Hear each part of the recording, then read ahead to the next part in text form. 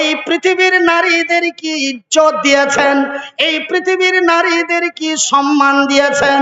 ভাইজান, পবিত্র কোরআনে আমার আল্লাহ এই পৃথিবীর নারীদের সামনে রেখে বলেন, বিসমিল্লাহির রহমানির রহিম,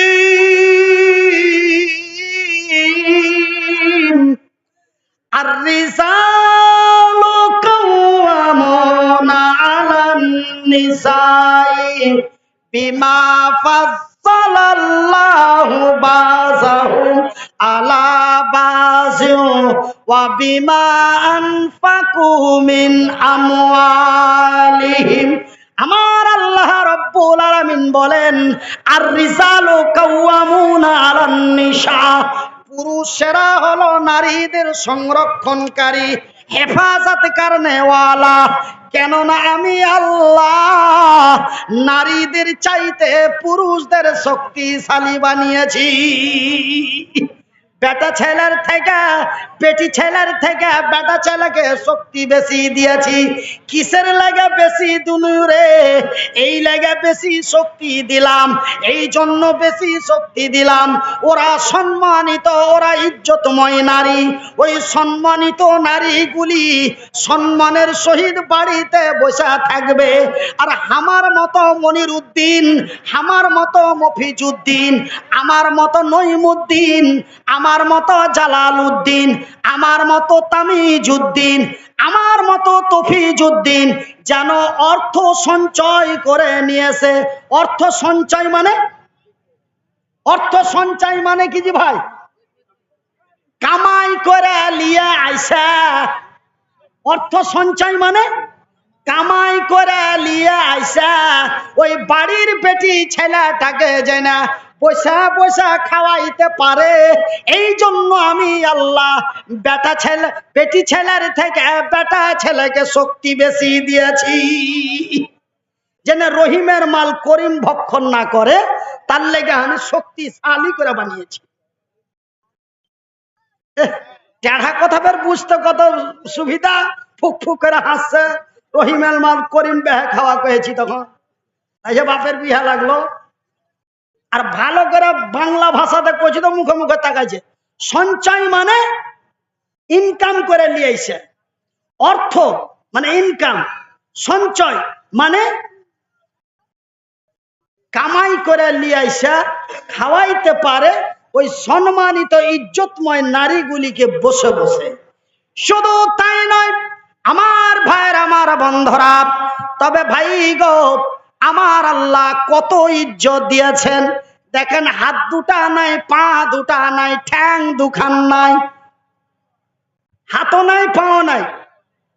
এই ছোঁড়া ঘাড়ে করে নিয়ে এলো, আইনু নিয়ে যাইতে যেতে পারবো না, তো এখানে লক করে বসে থাকতে হবে।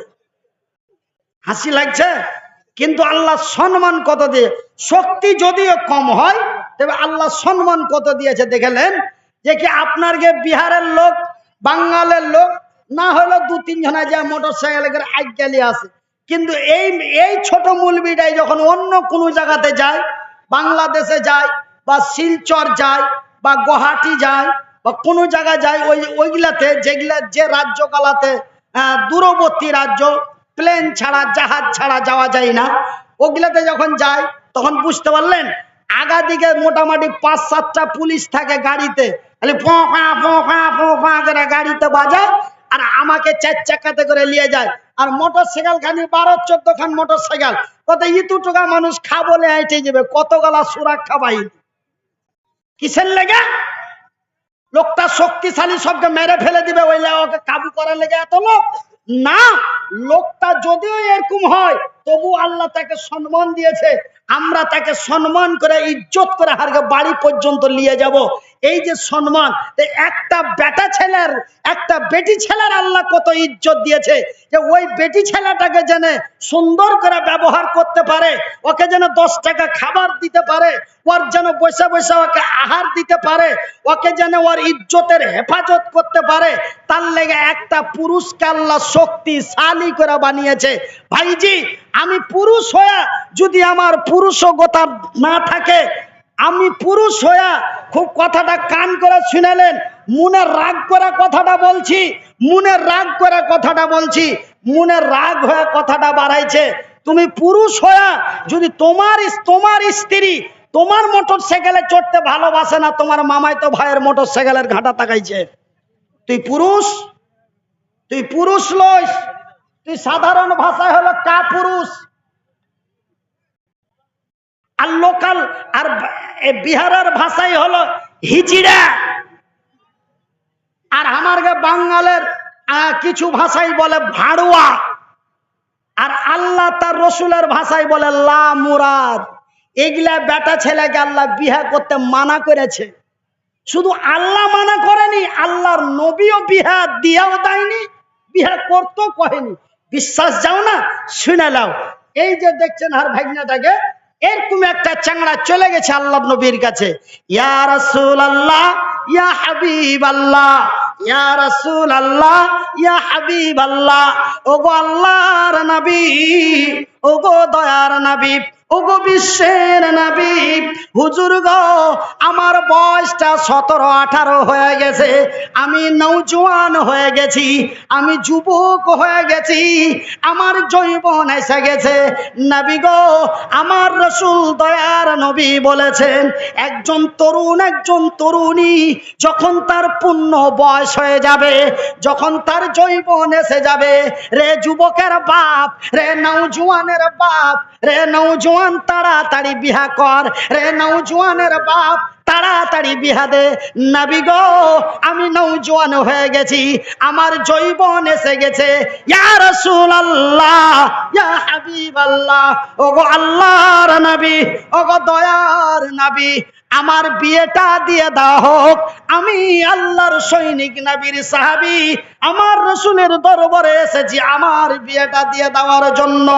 আল্লাহর নবী, দয়ার নবী, বিশ্বের নবী উত্তরের জবাব দিয়ে বললেন, সওয়ালের জবাব দিয়ে বললেন, নওজোয়ানেরা, একজন নারীকে বিয়ে করতে গেলে, একটা মেয়ে বেটি ছেলেকে নেকাহ করতে গেলে, একজন মেয়ে ছেলেকে বিয়ে করতে গেলে তার কিছু দায়িত্ব আছে, কিছু কর্তব্য আছে। তুই কি সেইগুলো পারবি?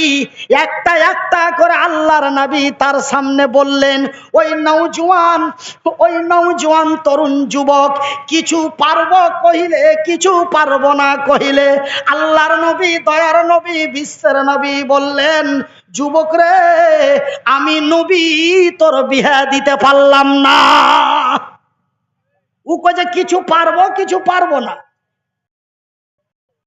তখন আল্লাহ নবী ওকে উত্তর দেয়, যে তোর বিয়ে দিতে আমি পারবো না। শুধু তোর বিয়ে দিতে পারবো না লয়, তোকে বিয়ে আমি তোর পারবো না, তুই পারলে করে লেগা। করারও অর্ডার দিলেন না, দিয়াও দিলে না, আর করার অর্ডারও দিলে না। কেন? যে ওর ভিতরে খান্তি আছে। কেন? একজন নারীর বড় ইজ্জত আছে, একজন নারীর বড় সম্মান আছে। ওর সম্মানের ইজ্জতের হেফাজত যদি করতে না পারিস, তোর মোটর সাইকেলে চড়তে ভালো লাগে না, তোর খালাই তো ভাইয়ের মোটর সাইকেল ছাড়া ও কিছু বুঝে না, নামে তোর থাকে কামে ওয়ার হয়। ওই পুরুষ তুই যদি হস, তোর লেগে বিয়ে জায়েজ নয়, তোর জন্য বিয়ে করার নিষেধ আছে।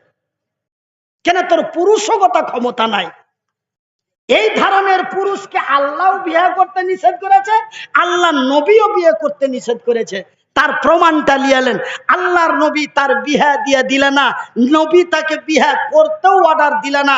আল্লাহর নবী যখন এই কথা বলে দিলে, তখন ওই ছোড়া কষা কাজ করে উল্টা পিঠ দিয়ে হাইতে যেতে লাগলো। যেতে যেতে 2-4 পা ওই বক্সটার কাছে গেছে, উল্টা এসে গেছে, ইয়া রাসূলুল্লাহ, ওগো আল্লাহর নবী, দয়ার নবী, বিশ্বের নবী, আমার নবী বিয়ে দিয়ে দিলেন না, আমার নবী বিয়ে অর্ডার দিলেন না, কিন্তু নবী গো রাত্রি বেলায় যে আমার ঘুম আসে না, বিছানে শুইতে যে নিন আসে না, খালি ওপর দিকে থাকিয়া থাকছি, আর রাত যাচ্ছে না, বছর যাচ্ছে, কিছু বুঝা যায় না। নিন আসে না, যে তারা গুনছি, নিন আসে না, তারা গুনছি, একটু কোন রকম চোখ বুনছে তো সেন্টার ভানির কাছে চলে যাচ্ছে। কি করব? আল্লাহর নবীকে এই কথাটা বলছে, কি করব? রাইতে যে ঘুম হয় না, আল্লাহর নবী, দয়ার নবী, বিশ্বের নবী বললেন, যুবকরে, এ নওজোয়ান, রাত্রি বেলায় যদি তোর ঘুম না হয়, তোকে যদি ঘুম না আসে, তোর জৈবন যদি জ্বালা দেয়, তোর জৈবন যদি হুড়া দেয়, তবে আমি রাসূল বলছি, তুই প্রতি মাসে 3টা 4টা 5টা করে রোজা কর। তুই যদি রোজা রাখিস, তবে আল্লাহর ধ্যান তসবিহ তোর মস্তিষ্কে থাকবে। তোর রাতের বেলায় রুবেল সেন্টুর ভানির কাছে যাবি না, তোর সেক্স অটোমেটিক ডাউন হয়ে যাবে। তুই আল্লাহ তার রাসূলের দিকে তোর ধ্যান হয়ে যাবে। আমার রাসূল, দয়ার নবী, বিশ্বের নবী, রোজা রাখার অর্ডার দিলেন, তবুও বিয়ে করার অর্ডার দিলেন না। রোজা করার অর্ডার দিলে, কিন্তু বিয়ে করার অর্ডার দিলে না। কেন? যে একটা সম্মানিত নারী, একটা ইজ্জতময় নারীকে নিয়ে এসে যদি তুই তার ইজ্জত দিতে না পারিস, যদি তাকে দিনের খাবার দিতে না পারিস, যদি তাকে তুই রাতের খাবার দিতে না পারিস, যদি ওই রঙ্গ করে হাইটা যায় আর সেখানে যদি তুই ক্যাপচার করতে না পারিস, তবে তুই বিয়ে করিস না। जो हजरात खाना खाने के ख्वाहिशमंद है और अभी भी खुला हुआ है, कुछ ही देर में बंद होने वाला है, और टिकट का जो पैसा 100 रुपये था, उसके घटाकर 80 रुपये कर दिया गया है। आप हजरात जाकर खाना खा लें। মাশাআল্লাহ, বিশাল অফার। একের মাল 80-তে চলে এসছে, খালি এগুলা দিয়ে না। কোন গালা আছে এগুলা না, পা দিয়া টানা গালা। তার মানে এইদিকে মোটামুটি 2010 সালে না 11 সালে একটা জালসা করতেছিল আরারিয়ার দিকে, জালালগড়ের সাইডে। তো তখন কিন্তু এই এলাকাতে আমি নতুন এসেছি, আর আরো 2টা নাম করা বক্তা নিয়ে এসছে। আর আমি তখন দেখার দিক দিয়ে নাম করা, তখন আমি ওয়াজ করতে ওরকম পারতাম না। মানুষ मोटरसाइकिल स्प्लेंडर प्लस, जिसका नंबर है 7319, गुम हो गई है, किसी के गली में या घर के सामने रखी हुई थी, गुम हो चुकी है। जैसा जिसको भी जानकारी मिले इसकी इत्तला दे। তো 2010 সালে না 11 সালে নিয়ে এসেছিল, তখন আমি এই এলাকাতে সর্বপ্রথম, তখন আমি ওয়াজ করতে জানতুম না, তাকরির করতে জানতুম না। মানে 15-20 মিনিট হতো আর লোক উঠা পেঠা পালিয়ে যেত, ওয়াজ তখন শুনতো না। কে? আচ্ছা, আপনার নাম কি বাপু? মাইনুল হক, 500 টাকা। আর এক বাপ মার লেগে আর এক বেচারা দিয়েছে 50 টাকা। মাশাআল্লাহ, আলহামদুলিল্লাহ, জাযাকাল্লাহু খাইর। তো ভাইজান, আমার আব্বা জানারা, তো কইছে মুলবি সাহেব 11টা ভুঁইস জবাই করেছিল, একটাও নাই, সব বাদিয়ে চাইটা মুছে খেয়ে নিয়েছে। যত দোকান বসেছিল, দোকানে সব মানে খালি ডাব্বা ডুবি লেগেছে, মাল কিছু ঘুরে যায়নি, এত লোক হয়েছিল ওই জালসাটাতে। মানে আমিও তখন বক্তা হিসাবে নতুন, আর আরো কুন্ডে থেকে 2টা নতুন বক্তা নিয়ে এসেছিল ওই আরারিয়া ফারবিসগঞ্জের সাইডে। হ্যাঁ, যে মানে কি জায়গাটার নাম ছিল, চুন্নি ঘাট না কি বলে নাম ছিল। হ্যাঁ, কই দল কাটিয়ে দেওয়ার পর মনে আছে, মেলা দিন হয়ে গেল, 2009 সালে 10 সালে কথা বলছি, মোটামুটি 14 বছর আগে। তো 11টা ভুঁস শেষ করে দিয়েছিল, এত মানুষ এসেছিল। ওই লাগে বলছি, পা দিয়ে ছিঁড়া গেল না হাত দিয়ে ছিঁড়া গেল। তো ভাইয়ের আমার, বন্ধুরা আমার, আব্বা জানের আমার, তো বিশাল অফার, 100 টাকার মাল 80 টাকায় চলে এসছে। আপনারা যদি এখনো কেউ রাত, বড় রাত 2টা 2:30টা বাজছে, যদি একটু কোঁ কোঁ করে তো যা পো করে খাইলেন, 20 টাকা করে কমিয়ে দিয়েছে। দয়াল দয়ার সাগর নবীজিকে বদমাশেরা চিনিল না, বিনা দোষে নিষ্ঠুরেরা, বিনা দোষে নিষ্ঠুরেরা দিলে তুই যন্ত্রণা। শত শত কাফের ছিল, শত শত কাফের মুসাফির ছিল আমার নবীজি ছিলেন একই জনা, সবাই মিলে মারে পাথর, সবাই মিলে মারে পাথর, কেউ তো নিষেধ করলো না। কত পাথর মারে সেই দিন, কত পাথর মারে সেই দিন, দয়ার নবীর বদনে একটু জায়গা পাচ্ছিল না, একটু জায়গা পাচ্ছিল না, পাথরের ওই আঘাতে দয়ার সাগর নবীজিকে বদমাশেরা চিনিল না, বিনা দোষে নিষ্ঠুরেরা দিলে কতই যন্ত্রণা। আমার ভাইরা, আমার বন্ধুরা, তবে আমার আল্লাহ তার রাসূল নারীদের কি সম্মান ইজ্জত দিলেন। যদি একজন পুরুষের পুরুষগতা ক্ষমতা না থাকে, তবে ওই নারীটার যেন বেজ্জতি না হয়, ওই নারীটার যেন অসম্মানী না হয়। ওই লাগে আমার আল্লাহ ওই সব পুরুষকে বিয়ে করতে নিষেধ করলেন, আমার নবীও নিষেধ করলেন। ভাইজি, যারা স্ত্রীকে ঠাটিয়া বেড়িয়া গুতিয়া মারো, একটু কান খুলা শুনে নাও। একজন নারীর কি ইজ্জত, একজন নারীর কি সম্মান।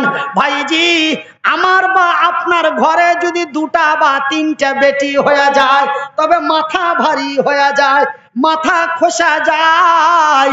লজ্জাতে বাড়ি আছি না, মাইয়াটাকে নানান ভাষায় কথা বলি।